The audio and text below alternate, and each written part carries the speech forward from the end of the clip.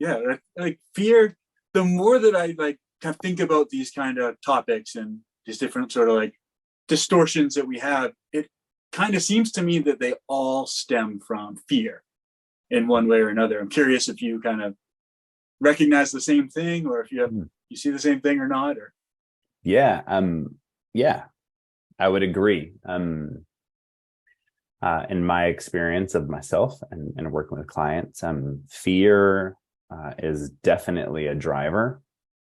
I think as a general theme, often in our world, I'm saying that we're in very similar worlds. There's also a fear of fear, and a shaming of fear.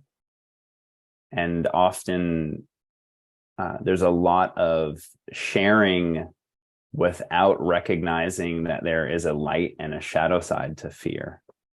And that fear is necessary, and it's informative and can be useful, and can also be growth-based. It's not all bad or irrelevant or shouldn't be around. You can look at that simply from a evolutionary perspective. We needed that to survive. Right. When fear, I think, takes over our lives and we're moving from a place of chronic fear and inhibiting ourselves from experiencing maybe new things or new places or new people or new aspects of self, I think that fear then can be pretty detrimental to us as human beings. But again, it's really important to me to bring balance to these conversations, because fear is also useful. It teaches you a lot about yourself and can be used as another mirror to learn about, well, what, again, back to the picture, what does this represent to me? Like, or what part of me is afraid of this? Because it's probably not all of you.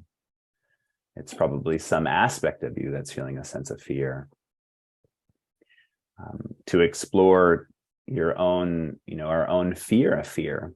What if all of the negative talk about fear is actually expressing how afraid we are of our own fear? And what if that drives it deeper rather than alleviates it? What if a more powerful or a different path would be, how do I become friends with my fear? How do I learn to understand my fear? How do I connect with a part of me that's afraid? And as our friend said, reparent myself in a different way and help myself move in a different way.